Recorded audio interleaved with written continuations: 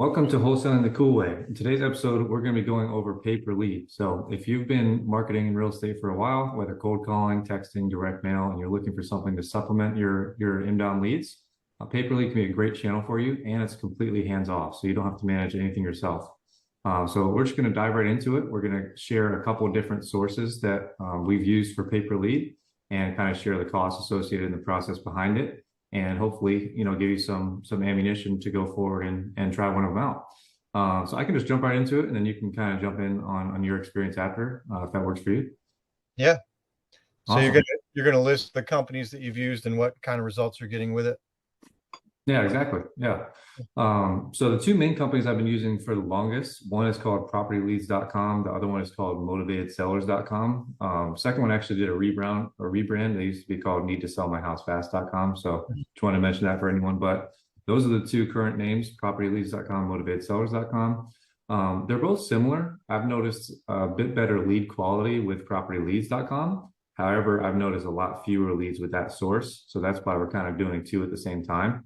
Like I said, motivated sellers, the lead quality isn't as great, but the lead quantity is much better. So that's why we're doing both of them, because with property leads right now, we're probably averaging around 10, sometimes even less than that in a monthly basis in terms of leads that we're getting from them. And with motivated sellers, last month we got, I think, right over 40. And so as you can see, we're getting a lot more leads with those people. And so with this, I just wanted to, what's that? Oh, I was just gonna say, out of those leads you're getting, how many are you declining or asking for a refund on? Yeah, that's a good question. I could pull What's up the my account percentage? and If you're saying you're getting 10 from property leads and 40 from seller, did you say 10 from property leads? yeah, only 10 in a month. Yeah, Yeah. and then 40, like what's the percentage of those that are getting, just for listeners, when you do this pay per lead, most of them have a pretty generous refund policy. If the lead's not good, they'll refund you. But it's just a question of how many of them are good. You said that you thought the lead quality was better overall in your experience from property leads. Yeah, exactly. Yeah. So I guess I should have backtracked to preface everything, but just like you said, you sign up for these services and it's free to make an account, and then you basically bid on the counties that you're interested in. So that's the cool thing about it, is you can target any place in the whole United States. You can do statewide. It's actually cheaper if you do statewide, but if you do that, you're going to get leads in kind of the middle of nowhere. So we don't do that. We just do our favorite counties. But that's the cool thing about it. So you could target, for example, like Los Angeles and New York at the same exact time, and you could just get leads in both places without having to really do any work. That's why I said it's hands off. So that's a really nice thing about it. The downside is it is a little bit expensive, but like you said, you can ask for a refund anytime the lead is either, let's say, an invalid contact info, if it's a vacant land, if it's a mobile home, they'll give you refunds for those type of leads. Or sometimes if the lead just isn't interested, you can still submit it, and they sometimes might give you a refund for that as well. Yeah, Yeah, we refunds. The seller said they didn't want to sell, or it wasn't on the market from them when we exactly. funded Yeah. it. Yeah. Yeah. And another option too, if it's listed on the MLS, that's an automatic refund. So I would say, I mean, I'm looking at my account right now. I don't have that ratio like right off the top of my head, but I would say it's probably about 70-30. About 30% of these leads we're refunding, and about 70% are, we're paying for them. Yeah. And so, yeah, in May, I'm just looking at it. We've already refunded and being issued a refund of 10 leads from motivated sellers, and we've gotten about 30 in total. So I think that's about accurate, about 30% that we're refunding right now. And so that's a good thing about it, because you're paying for those leads up front. They charge your card every time you get one, but then you get either a refund back to your card or a credit on the account. So that's a good thing with these. Keep a balance, right? You have to keep a minimum balance with them while you're doing it. Yeah, yeah. With property leads, you do have to keep $250 with them. With motivated sellers, it's you can just have zero with them. So that's cool. And then, like I said, as soon as they get a lead in this area, if you're the highest bidder, then they'll send you the lead, and then it just goes straight to your phone, your email, and you can set it up to go straight to your CRM too. And then, important thing to note with these is these are typically online leads, whether that's from YouTube ad, Facebook ad, Google ads, something like that, typically. And so you do want to try to reach out to them as fast as you can, because they're usually more motivated, and sometimes they're not, like we said, but they can refund those. But the ones that we do call right away, for the most part, they seem to be pretty motivated. And we're averaging, with motivated sellers, we're averaging about 1 in 14 in turning to a contract. And then with property leads, it's about 1 in 15. So it's pretty good. With cold call and texting, cold call was much worse, like 80 or 90 leads, I think, to a contract. And then with texting, I think we're about 50 to 60. So it's much less with this, which is nice. It gives you, I guess, less grunt work to actually get a contract. So that's nice. Yeah. But I And think that's what's that? higher cost per lead, but less work. So it's like you were saying at the top, it's very hands off. You can pay a little bit Yeah. more, but you don't have to do as much work to probably get a contract and even a closing. Yeah, exactly. And a lot of times, we've noticed that the people that come in through these channels, they are, pretty ready to go. So we can get these contracts sometimes within the same week, sometimes even on the same day that the lead comes in. So that's nice. And Yeah. it really shortens the follow-up cycle because as if listeners, if you're doing cold calling or SMS or something like that, it can take months sometimes to get a contract. And with these, a lot of times they can be ready to sign pretty quickly. So Yeah. that's a good thing about them. The third one I wanted to mention that I don't have a track record on just yet is called Web Sharks. So far, their service has been really good, so that's why I want to mention them. Just their customer service is really good, but so far I don't have, like I said, a lot of results or anything because we just started with them this week. They did send us, I think, 5 or 6 leads already this week, so that's nice. But cool thing about these guys is I think they're just like a small business, and they literally just created a group chat with me and it's just like the two owners of the business and they're just like texting with me all day, so that's kind of cool, and they're like giving me advice and stuff, so that's kind of cool. And the way they do it is a little bit different than these other two, so if you're just starting out, might not be the best option, but they do require a payment up front, and then they send you a certain quantity of leads. Basically, you can buy like a package of a number of leads. And so I'll just share the cost for anyone that's interested. We pay 2,000 and they send us 25 leads. So I think that's right under 200 bucks a lead. I don't know what that is exactly, but I think it's like 175 or something per lead. So a little bit more pricey than these other two, because right now we're paying 125 for the other two sources per lead.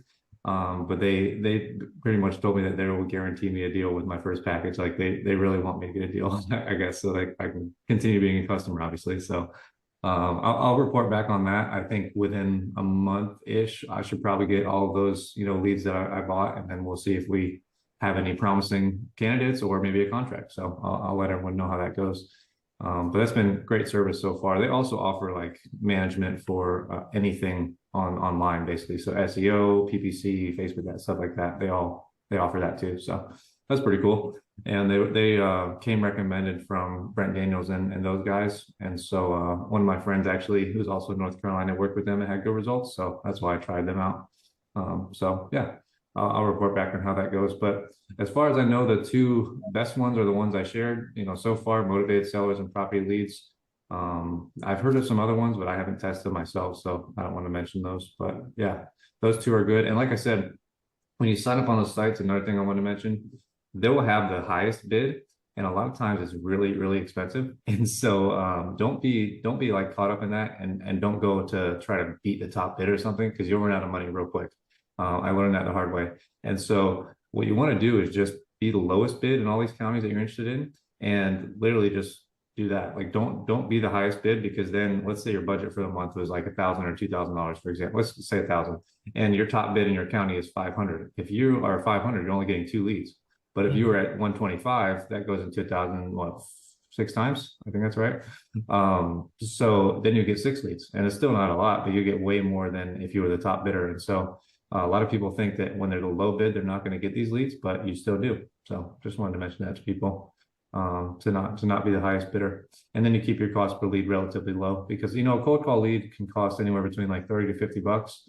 So at this rate at 125, you're about double a cold call lead. But like I said, if you're 75, 80 leads to a contract with cold call, and this is like 10 to 15, then it's well worth it. So I think it's most important to look at your cost per deal in the end of it, which is, if you're doing less leads, but they're more expensive, your cost per deal might still be lower than cold calling. And that's actually the case with us with this one. Our cold calling cost per lead or cost per deal was about 3,000 to 4,000. And this is only about 2,000 right now for us. So it's pretty good. Yeah, it's awesome. Yeah. So yeah, do you have anything else you want to share on your experience? Yeah. So I think you covered this, but you're saying the cost between motivated sellers and property leads is roughly the same per lead that you're paying. Their Yeah. bidding system is about the same. Okay. Yeah, I've done propertyleads.com and I have a fairly small sample size, and I didn't dig up my data, but I'm pretty sure we closed one deal from Property Leads and we got like a dozen leads or something like that. So That's great. I Yeah. think that's roughly where we are. And we found the leads to be good quality, and we did cancel probably about the same as what you're talking about. We probably canceled, 30% of them, maybe, yeah, 30 to 40%, I would say somewhere in there. Um, but yeah, the same things. I'll just echo a lot of what you said, that the leads came in, they were motivated. I was surprised at how quickly they came in. It was kind of cool that I signed up, and very shortly after I signed up, I had a text saying you've got a lead, and that's pretty cool. And Yeah. then all of a sudden it's like, holy cow, I better call this guy. I think my first one came in on a weekend, so my team wasn't working, and I was like, well, I'm going to jump on this. And like I said, we closed one out of a small sample size, and the quality of the leads was good. The reason we stepped away from property leads is because we were still keeping our focus mainly on land, and they don't yet have land leads as an option. So that's one thing I would mention for people who listen to this podcast who are focused on land, is that I haven't yet seen a paper lead that focuses on land. I did do a little bit of research and wasn't able to find anybody. I did contact propertyleads.com and motivatedsellers.com to ask them about sending me land leads, because one of the reasons for cancellation that they have is if it's a land lead that they send you, you can cancel it and they'll refund your money. So I reached out to both of them and I said, why don't you just give me those leads and I'll pay you less than, a house lead. And so they were, motivated sellers said they would do that. And the sales rep I was dealing with said she would reach out to her team and talk to her boss, and they would give me a price and ask me for my areas and all that stuff. And then she basically just flaked on me, and I followed up with her a couple of times and she just blew me off. So that was my motivatedsellers.com experience with land leads. So if I was going to go get more house leads, I'd definitely go to property leads because they're more responsive. And they just had a conversation with me and said, we just are not doing the land leads right now. We just don't have, we're not set up for it. We don't want to shift any focus over there right now. And I'm like, great, I understand. If you want to do it in the future, then, I'm definitely interested in buying land leads. So, yeah, I think that's all I have to add on that, but it's definitely a good source for more leads if you are trying to augment your lead flow and you have a little bit of extra money to spend. And I was spending similar, Jasper. I was picking the counties that I wanted to get leads in, and then paying between 125 and 150, I think, per lead, depending on the county. They have it. It fluctuated a little bit per county, what what they suggested you pay for a lead or what their average pay was for a lead. So yeah, but I think it's a great option, and I'll probably, the only reason I'm not jumping back in right now is because, like I said, we were doing land and now we're doing a little bit more house marketing, but direct mail is so good for us right now. And I'd rather put dollars in direct mail than paper lead, because I can target my clientele or my sellers more. And I'm familiar with direct mail and I'm getting great quality there. So Yeah. yeah, we've talked about direct mail in other episodes too. I can do more on it in the future. Probably I should do another direct mail check-in in another month or so after we've run these couple of campaigns that we got going now, and give some results, because our first direct mail campaign of this year, we're like at 10x ROI right now on it, and we still Yeah. have Amazing. leads in the system. So Yeah. it's pretty great. But yeah, that's all I got on that. Awesome. But yeah, hopefully that's helpful for everyone. Yeah, I think you made another good point too. Just real quick for recap, like pros and cons. One of the cons is that the leads come in whenever, you're not in control of that. And so you might get a lead late night, early morning, on the weekend. You're not going to be in control of when you get those. Yeah. So that can be a downside. It kind of makes you a little bit tied to your phone. If you're the one calling these leads, you kind of do need to have your notifications on and be ready to call someone at any hour or any day. So that can be a con. And then the other con, I guess, would be, it's expensive and you can get some of these bad quality leads, but you can also refund them. So that's on the pro side of things. You can refund leads. They come in very quickly, like you said. Like you can sign up and get a lead same day, so that's nice, or get a few same day. And then it's very hands off. You literally just sign up, put in your counties, put in your payment info, and then you're off and running. So that's nice. And then you can always adjust on the fly too. Like both these companies have a pretty similar like online portal, so you can add and remove counties, change your bid, do whatever you want, just without even talking to anyone. So that can be nice, just as a change of pace. Where some of the other marketing channels we talked about are very hands on. This is very hands off. So Yeah, that the can other be thing a I'll good thing. But add on that too is you can pause, right? So if your yeah, volume's coming faster than you want to handle it, or if you're going on vacation and you are the main person taking calls or doing acquisitions, you can pause it. You can just say, I don't want any leads for this period, and then you can restart it. So that's kind of cool uh, in that realm of just being able to go on a dashboard and manage a lot. exactly. Yeah, that's a great point. So yeah, I think that kind of encompasses everything there. I mean, it's not too complicated, but if anyone has any more questions, feel free to drop it in the comments and we can address that next time. But now we're going to change gears and dive into our business check-in. So we're going to share wins and challenges over the past week or maybe 2 weeks, because we didn't do the last couple episodes. So we'll just jump into that. And yeah, you want to kick us off? Sure. I made some notes here, so I'm going to look at my notes. We had 3 contracts this week, so that's good. And I just mentioned direct mail. We had 1 contract from direct mail, so we dropped a campaign about a week and a half ago. And so we've gotten our first leads coming in. We've gotten our first contract. That's And it was in quick. a good county where one of our VIP buyers buys. So that's an additional win. We Yeah, got that's another fast. contract in Ohio. I think I've shared that we started marketing in Ohio because of the bill in the state Senate in North Carolina to outlaw wholesaling. But we have now 3 contracts in Ohio that we've gotten over the last few weeks. So that's a win. And yeah, that's our new acquisitions guy he's not new now. He's been with us for going on 2 months, I think. He's doing really well. He got all 3 of those contracts on his own. So he's doing a great job. Yeah. And That's then awesome. it's like I said, it's a positive to have direct mail leads coming in. SMS has picked up some for us. So our lead volumes increased over the last week or 2 because we've started marketing in a new area, right? Ohio. So that means our response rate's higher and we're getting more leads from Ohio. And we've also started doing some more house lists in North Carolina, and we weren't marketing in our prime areas with houses. So we're getting a higher response rate there with the houses. So we're getting our lead volumes going up between direct mail and new markets and new lists with SMS. So that's kind of nice. One other win or positive trend for us that I wrote down is that we've got a thing called REI Sift, and this kind of goes under the tools category, but talked about it a little bit. And our operations manager has been implementing this tool called REI Sift for multiple months now. He's been putting all our leads in there and creating filters and cross-referencing data and stuff.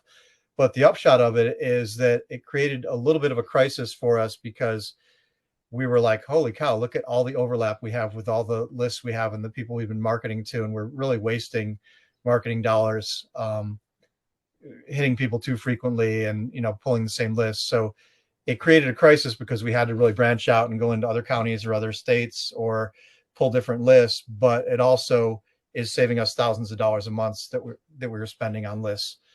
So I recommend looking at REI Sift as an option for inputting all your leads and then being able to cross-reference them against new lists before you skip trace a list, which is what we've been doing. And so our whole acquisitions team has kind of learned that, like, wow, we were really wasting a lot of money because we were pulling and skip tracing a list and it had a lot of people on it that were already in our system and in follow-up. And now we're not doing that. We're pulling the list, then we filter it against REI Sift, and then we take out all the duplicates there, and then we skip trace what remains. And we're saving a ton of money on skip tracing, thousands every month, based on the volume that we do. So something I'd recommend as a tool. So that goes into the tools category.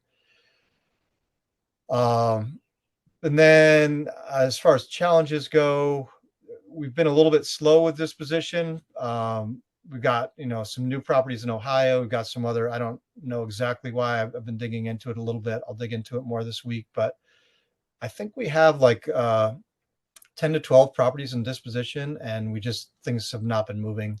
Some of it is land that's just not great, and I don't know what else is going on. So could be a market thing, could be tariffs and people pausing on building a little bit or slowing down, or it could just be our properties aren't great. And also marketing, it could be our marketing needs to step up. It's always in our case, that we can add more people to our buyer list, right? And that's just an ongoing battle to continue to add quality buyers to the list.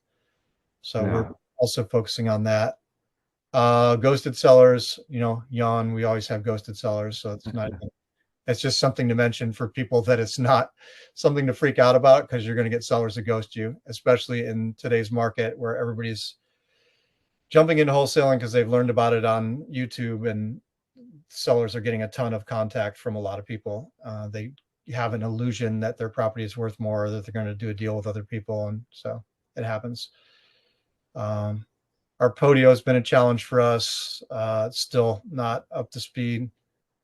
And I think we're actually going to build a new Podio from scratch, parallel to our current one, and then move our data over. I think ours is foundationally broken, which is, I guess, the lesson or the takeaway for anybody who's thinking about CRMs here would be, get a pre-built one from somebody who knows what they're doing, or get a developer off of Upwork or somewhere who really knows Podio to help you build one yourself.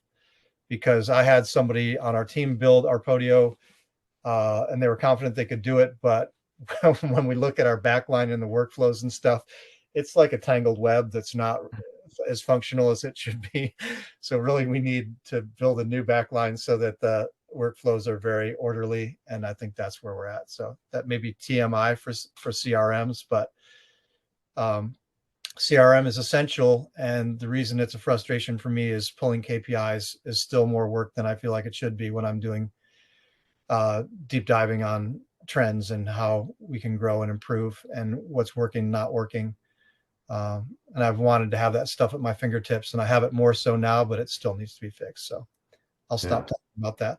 It did make me think, though, of Jasper, when we've talked about CRMs, and maybe we could probably do an episode on CRMs, right, for people. But I pulled up my sheet just out of curiosity, and I researched 25 CRMs, or looked at 25 CRMs before I chose Forefront years ago, and then I switched over to Podio a few months after that. But if anybody's curious about CRMs, I have a spreadsheet with 25 CRMs with notes on it.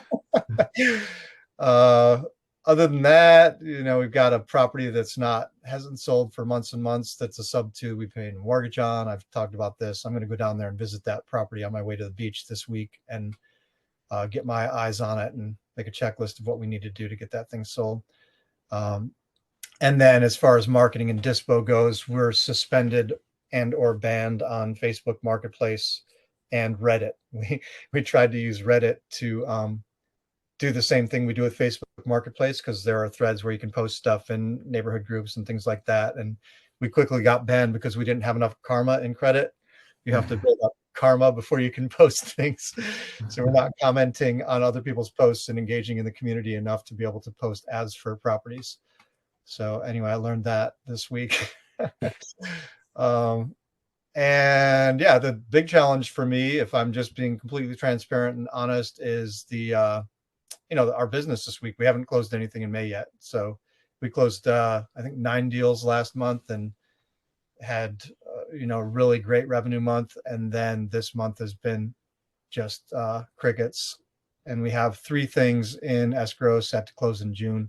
And I think, like I said, about a dozen properties in dispo, but the status of those is questionable, as to what we're going to sell.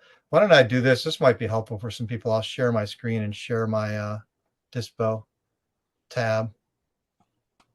Let's see here. Yeah, I was going to ask you, how's it going with the Ohio properties in dispo?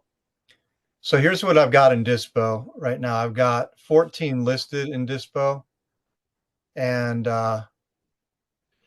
Ohio, so one of the Ohio properties is bad. We found out something bad about it after we got it under contract.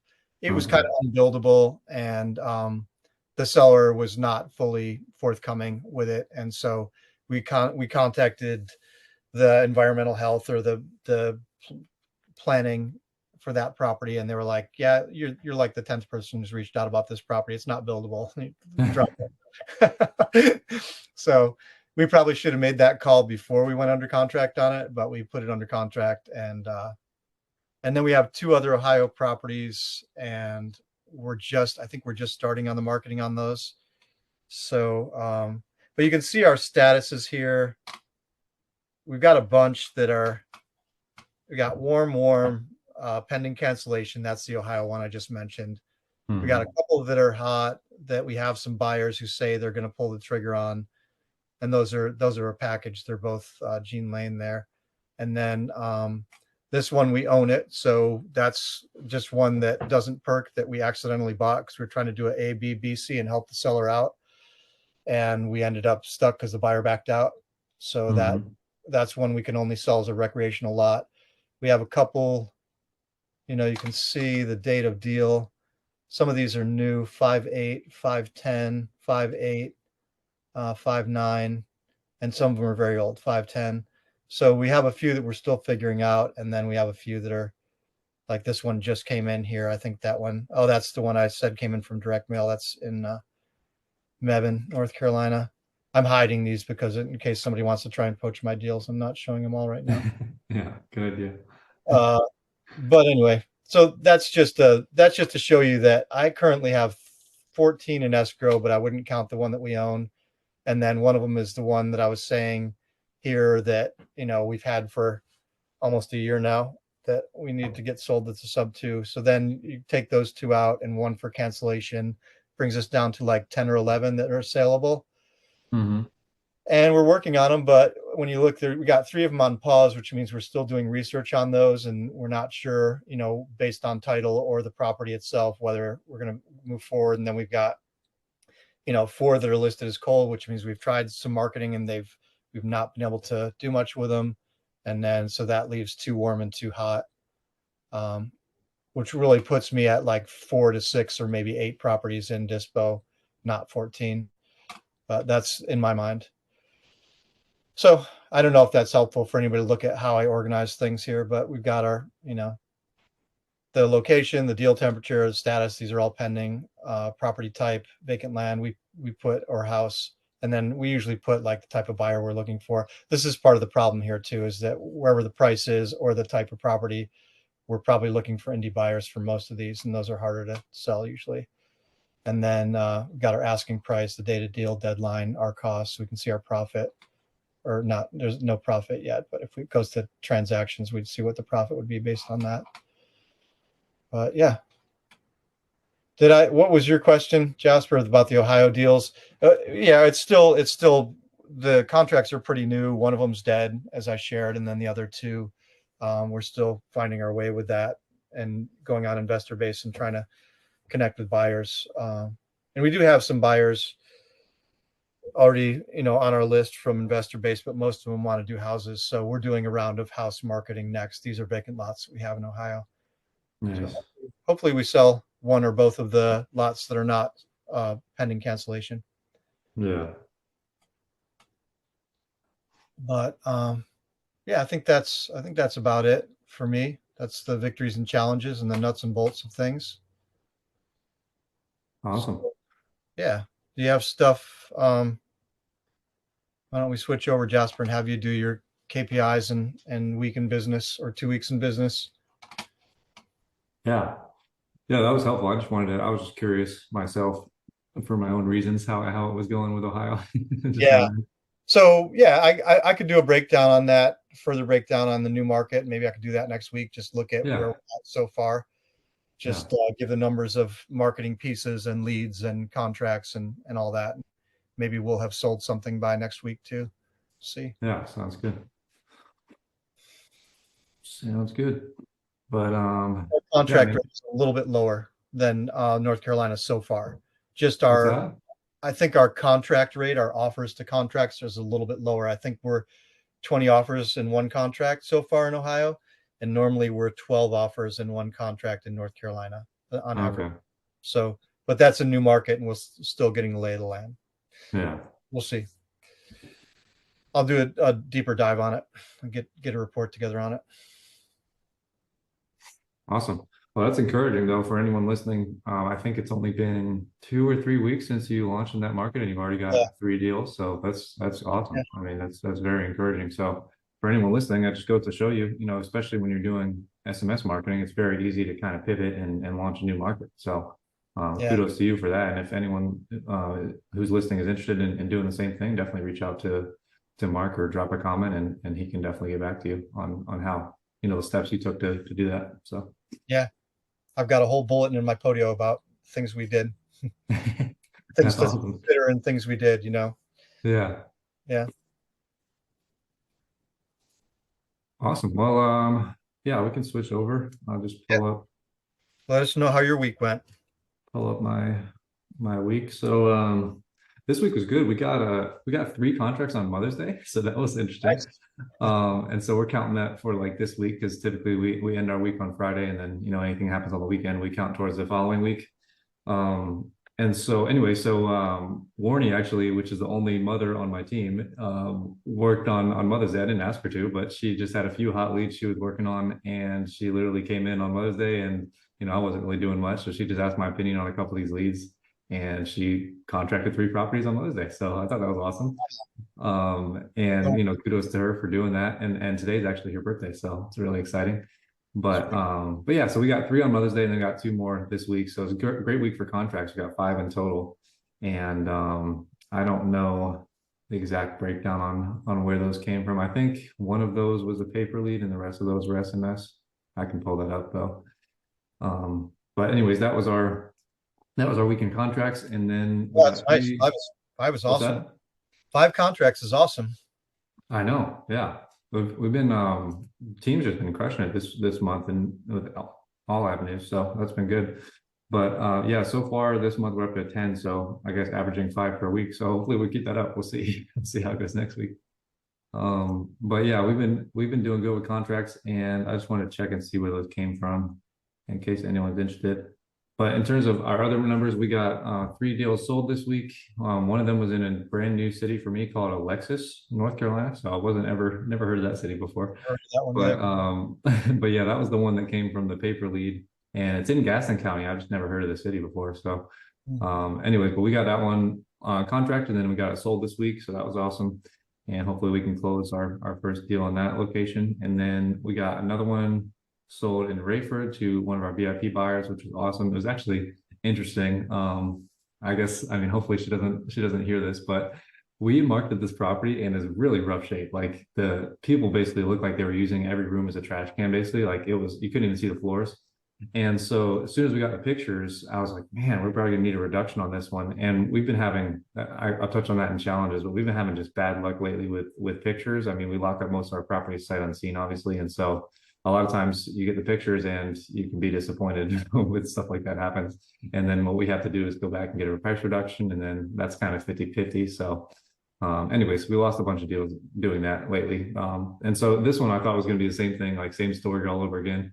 And I was like, well, I'm not going to give up without, marketing it first. And so we marketed it out, and our asking price was 85, and our offers are coming in like 30, 40, Oh, 50. And I was just like, oh my God. I mean, it was just confirming what I thought was true.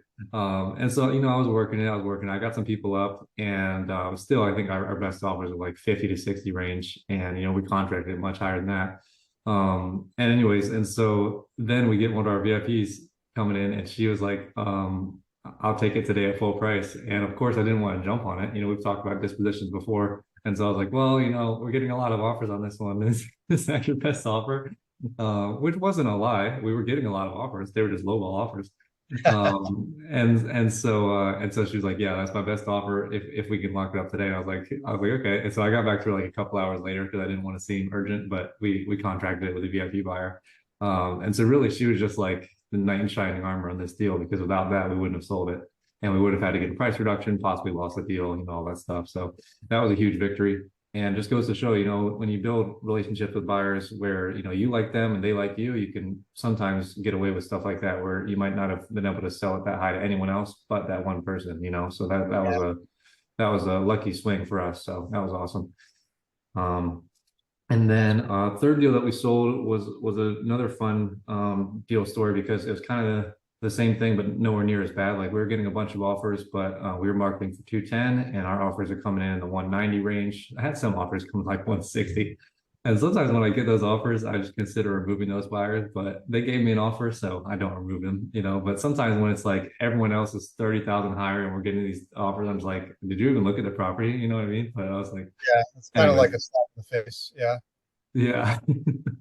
But anyway, so I was just sharing this because like in the past I've been really bad at accepting offers too quickly, and I've shared that before. But in this case, I feel like I was patient, and what our highest offer was initially after the first like day or two, I think it was 198.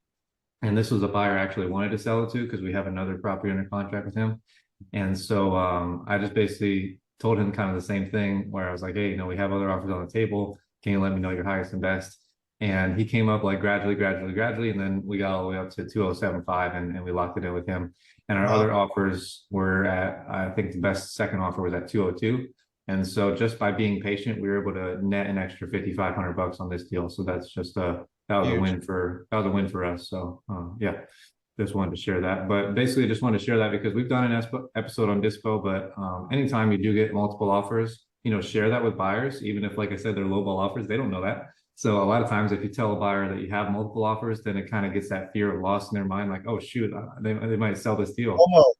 Yeah, exactly. So definitely use that to your advantage. Even if you only have two other offers, you still have multiple offers. So it's not a lie, so definitely use that to your advantage and definitely don't accept the buyer's first offer, obviously, is the second piece of this because a lot of times the buyers are just like us, they're going to shoot you low off the bat and they might have room to come up.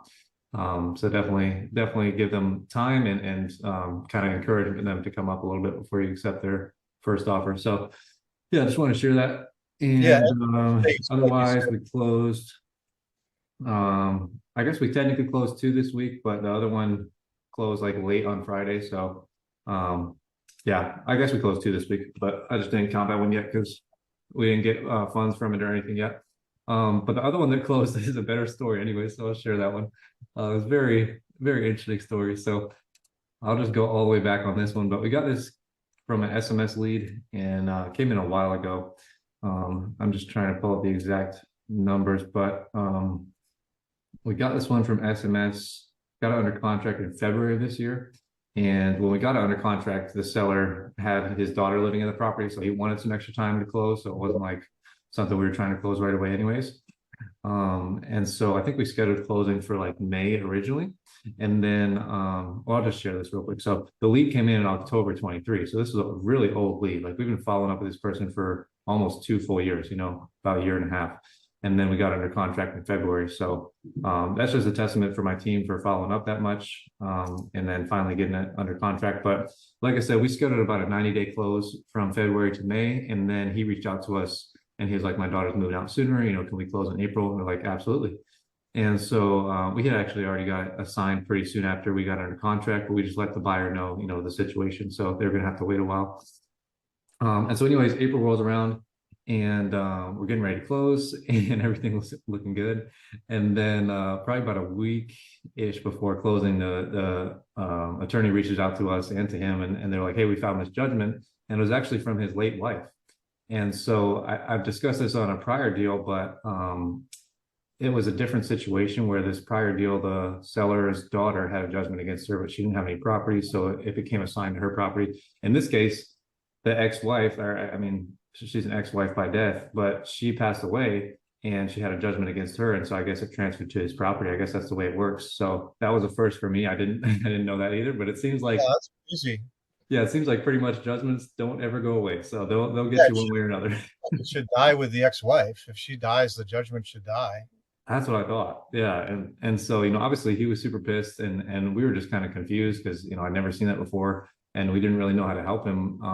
But anyways, he was like super pissed. And so his first instinct was just like, well, I'm just going to back out and I'm going to sell to someone else. And we're like, well, hold on. Like, That's that bad seller logic. They think if they sell it to somebody else, the judgment's going to go away. It's never going exactly. to go away. Yeah, I Exactly. want to do that to me too. It's like, oh, I'll just sell it. You're still going to have to pay the judgment. What do you Yeah. think? Exactly. So it's exactly what he said. It's just the seller logic. And so that's what he thought. I think that's what he thought. He was like, well, these guys are probably just BSing me, trying to make me lose 7,000. The judgment was like $7,000. So he's like probably trying to make me lose $7,000. Did you send him a copy of it? Did you like send him an actual copy of the judgment so he could see it? Yeah, I mean the attorney sent it to him. It's not like we sent it to him. The attorney sent it to him directly, and he still tried to blame us for it. Official So court document with a stamp on it and everything. yeah, yeah. So so we told him all this stuff. And we also told him because in our past experiences, the way it was, we were like, hey, we've dealt with this a few times before, and in most cases, this judgment is accruing interest daily. So this, the longer you take to sell this property, it's probably going to be even more, like even a higher amount. And so, we tried to kind of work with him on that, and he was like, he changed his story a bunch of different times. At first, he was like, "Well, I'm just going to explore other offers, and I could sell this property for more anyways." And we're like, "Well, okay, well, we're still under contract and that whole spiel, right?" And then the next story was like, "Well, I'm just going to contact an attorney and I'm just going to get this judgment removed." And we're like, "Well, I don't think that's an option, but go ahead, let us know how it goes." And then he comes back to us like, this is all over like the next probably month or so. And then he comes back to us again and he's like, "Well, I'm just going to keep the property." That's usually what they go to next. And we're like, "Okay, you can keep the property. Just letting you know, we were ready to close. We expended money on this. So, we have a contract and a memorandum filed, all this stuff." And so Anybody then, who's listening, this is what sellers do. Like what the story you're telling, I've lived this story more than once. So it's not, they do all these same things. They say, I'll sell absolutely. else. They say, I'll get an attorney and fix it. They say, I'll just keep it, all of the things. I'm just going to give it to my kids. I'm just going to, whatever. But it's so funny to hear you say it because it's, no matter who the seller is, they basically do the same thing. It's very It's the common. exact same process. Yeah, Yeah. every time. Every time. And so that's why I'm kind of going through it the way I am, because it's just like we've heard this so many times. And so then, just like you said, what's step four? Oh, I'm just going to give it to someone else. So step four, he comes back around and he's like, "Well, my father," he gives this whole elaborate story. "Well, my father's in Florida," and it was insane how elaborate he got on this story. He's like, his landlord is moving back from China to move into his property, and my dad needs a new place to stay. And so his elderly father is going to move from Florida to North Carolina within the next 2 days and move into this property. And so this is it. I mean, I'm shortening the story, but this was his story. And we're like, "Dude, like we didn't tell him, but we're just like, there's no way that's true." And so anyways, at this point, he changed his story 4 times. And we're just a little bit frustrated with this guy because it's like, "Dude, you just wasted a month of time. You could have already been paid, obviously less $7,000, but he's still making a lot of money on this. This is a $300,000 house, so he's making a lot of money." And anyways, and so we're just like, "Dude, we're not going to keep playing this game, like going around and around and around." We kind of just reinforce, nicely but firmly that, we're under contract. We hired an attorney, so we have to pay them, regardless if you're going to back out. And we have a memorandum filed, and like, you're just going to have to sell this property to us. So why don't we just get it over with right now? And so anyways, then he's giving Giselle a hard time, and and finally he's like, "Well, I want to talk to the boss," and so she's like, "Okay." And so then he calls me, and we literally talked for like 20 minutes, and it just like wasn't going anywhere. And he was just kept saying the same thing over and over. Where he was like, "Okay, well, basically, you guys have two options. You can either come up on your price, or you can let me know how much it's going to cost to like get out of it." Basically, he was like, "I'm just going to sell to someone else." And so he literally said that like 5 or 6 times. And finally, I just got frustrated, and not like in a mean way, but I was just like, "Dude, that's actually not the two options that you have. Like, basically, you have two options with us here. You can either sell it to us, or you can get sued and then sell it to us. So like, you could either choose one of those two options." And I was like, "You can either close it with us right now this week and get paid, or we can hire an attorney to enforce the sale." That's basically what I told him. And so then at that point, he finally understood, and we closed it, this week. But it's just like, it was just so funny to go. And it's just like you said, just like we go through this so many times with so many different sellers, and it's always the same exact process. So the good thing there is if you're training someone, it's very easy to show them like, this is the process they'll go through. So that's kind of fun. But anyways, we But finally closed out this week. not every And seller, not every well, seller caves into that though. When you say that you can sue them, not every seller will cave in. no, no, definitely not. So Definitely I'm not. surprised. Like I'm glad he did, but some sellers will still be like, "Go ahead and sue me," you know. Yeah. And then our recourse is to sue them and spend thousands of dollars and chase them around and maybe never get a result. So Yeah. I just guess I'm just pointing out that you are bluffing. You're bluffing with the memorandum and you're bluffing with the suing because you may not have any weight behind the memorandum and you may not sue them, but they don't know that. Yeah. Yeah. I mean, the memorandum is, I don't think those even make any difference, but I mean, the suing thing, we've sued people before, but yeah, we don't want to do it. So it's definitely a bit of a bluff, but at the same time, the seller's doing a bit of a bluff too. So it's just like you guys are both bluffing each other. No, I know. I just wanted to point it out that it's not hard and fast that you're going to win, but you can, Yeah, it's a good approach exactly. because not everybody knows that, you know, how far you're willing to go with it. Because we can sue them. We filed the memorandum, we can sue them. It's just, Yeah. we want to go through that. Yeah, so that was basically the long and short of it. It was a bit long-winded, but No, at it's the a end of the good call, model for people who haven't been through it yet and might think it's that they're inventing the wheel, because it's not. It's all the same thing every time. It's just yeah,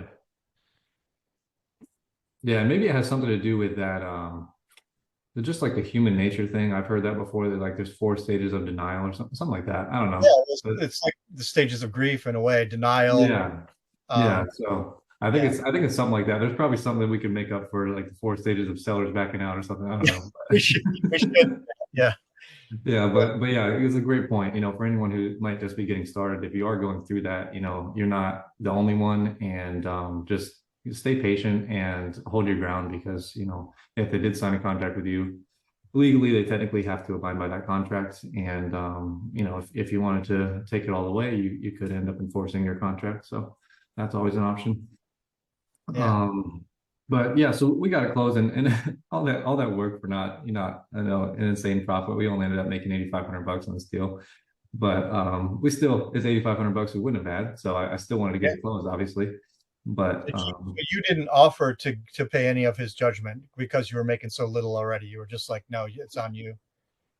well, the issue is we initially did because we're just as a company, we just try to be nice and kind to people first, and then sometimes that comes back to bite us. So yeah, in this case, we did offer to cover $1,000 towards the judgment form, and just right off the bat, and we were like, because when it first came up, it was like a week before closing. It was like, hey, look, we'll just come up $1,000 for you. You still have to eat 6,000, but we'd be happy to do that for you. We really just want to get this closed. And then that's when he was like, well, I'll just sell it to someone else. And we were like, well, okay.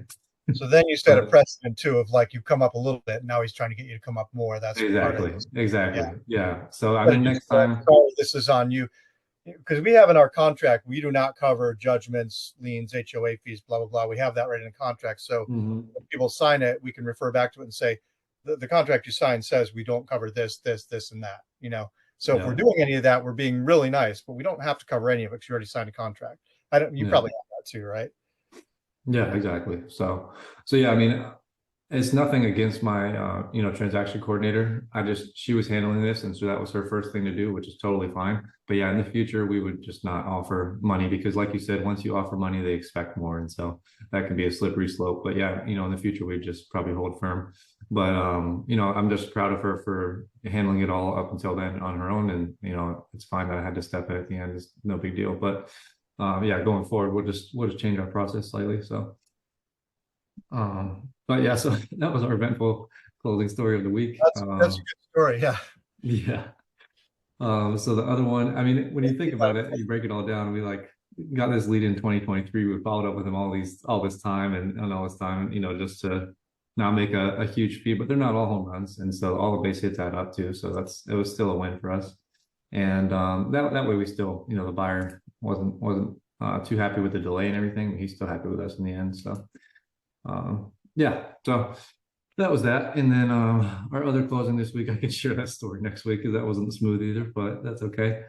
So yeah, I think that's about it for the wins and stuff. Challenges, I had something I touched on in the beginning I wanted to come back to, but now I forgot. So I don't know. But yeah, maybe that's it. Yeah. If it comes back in your brain, you can always pop back in with it. Yeah, I don't know if you remember what I said, but I had something I wanted to share. No, But I got caught up in your story too, because I've had that happen so many times. I got caught up in it. no, it's all good. Sweet. Well, I guess I'll just share tools because it's kind of fresh on my mind this week, but we've shared it many times. But Investor Base continues to grow and improve, and I Yeah. just wanted to share that with everyone. This week this week they gave me an opportunity to try out their new pilot program, which I think is going to be fantastic. I might use it myself, but I think it's going to be fantastic for newer people, which is they're coming out with their own like investor-based branded virtual assistants. And basically what they're going to do is you're going to upload your deal on there, and the virtual assistant is just going to do all the work for you and only feed you the hot leads. So it's kind of like what we do on the seller side, where we have like lead managers following up with sellers.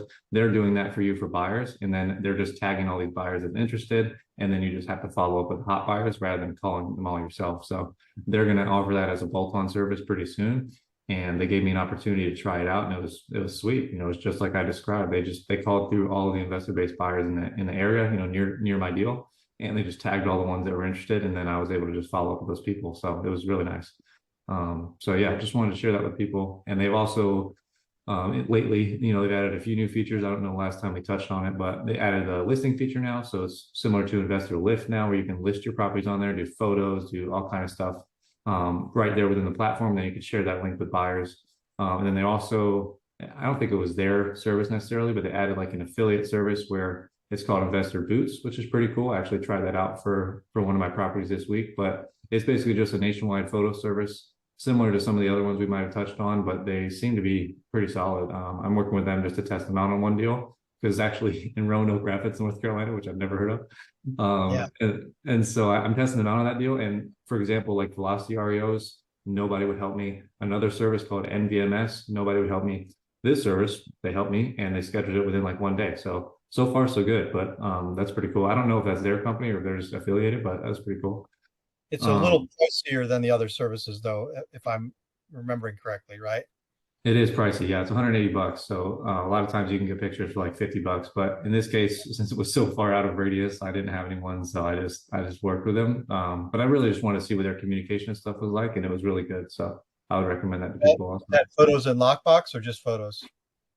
Yeah, this one's just photos and video, so it's occupied, so we're not putting a lockbox on there right now. But yeah, so it's definitely more pricey, but especially if you have something in the rural areas, it seems to be good, and their communication's good. So I think that's all the new features here on Investor Lift. Yeah, Just the wanted- listings and yeah, the investor boots. It's Yeah. a great if you haven't tried it and you have a budget, I'd highly recommend it, especially for disposition. But we use it for acquisitions too. It's really Yeah. helpful.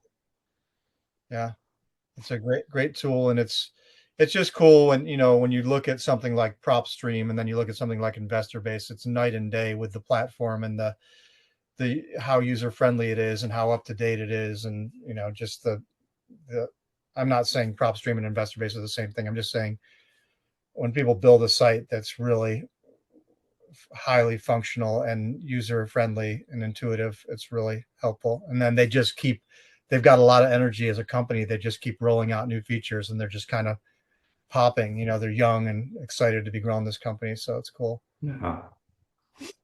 Yeah. So yeah, I mean, everything you just said, and the last thing that you just said is, because they're young, you can definitely request features and stuff, and they actually listen. Where some older companies, you request a feature, they just don't care. So it's really nice. But yeah, so that would be my tool share for the week. I don't know if you had another one you wanted to share.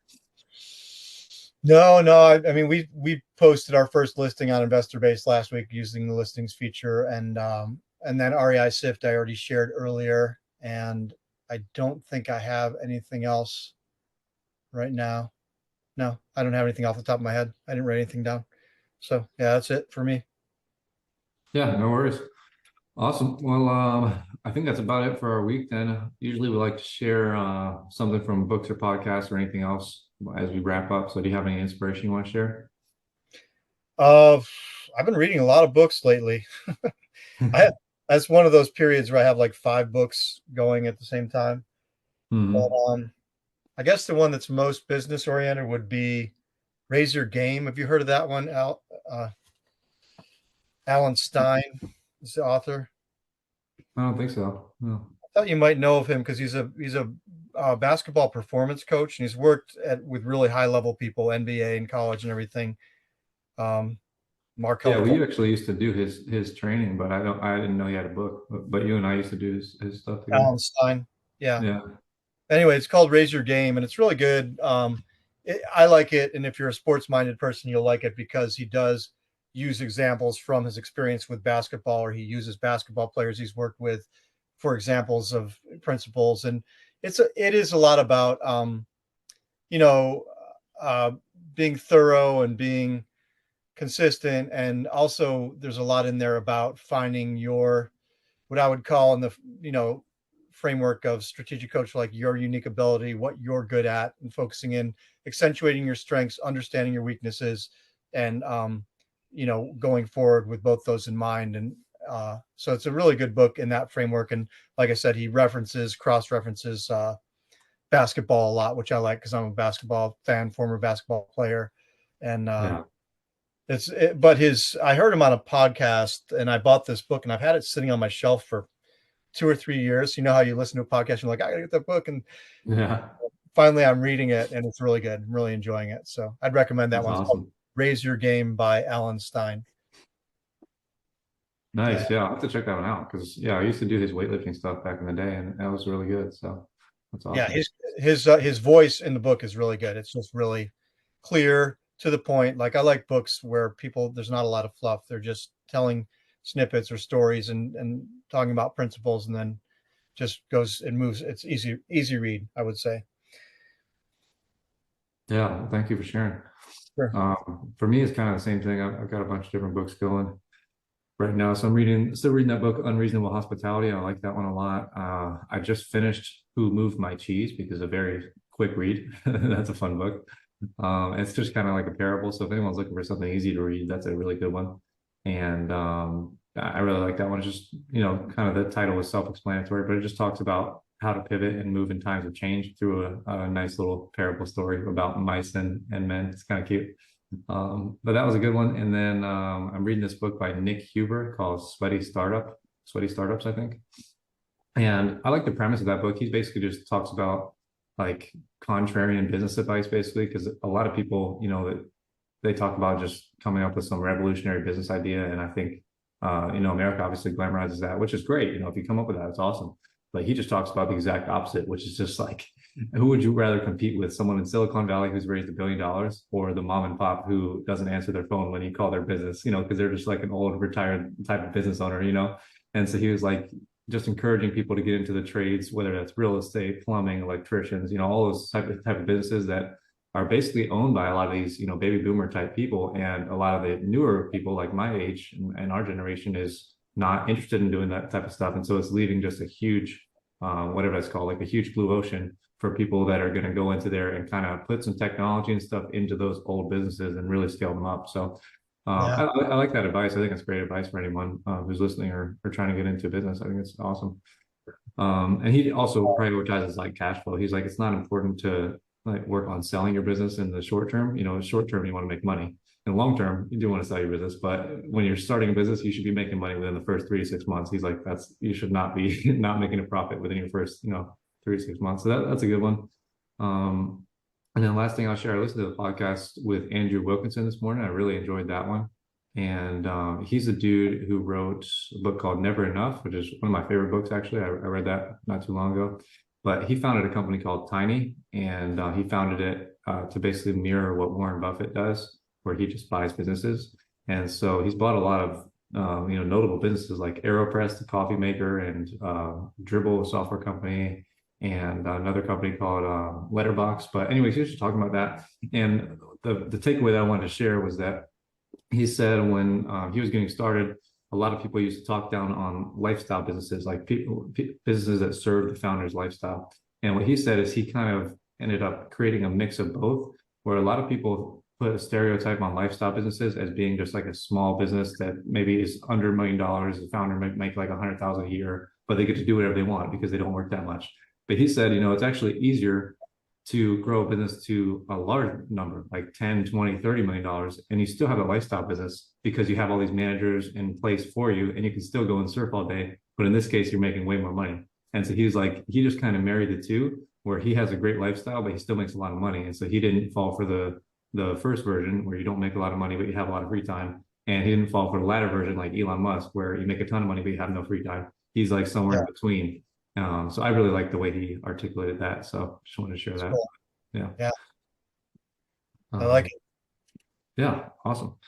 So yeah, with that, I think we'll wrap it up. So if anyone had any questions or comments or anything on we touched on today, just drop it in the comment section below and we'll get to it on our next episode. And if you want to reach out to us, our information will be in the description box below. And yeah, thanks for listening. We'll see you on the next episode.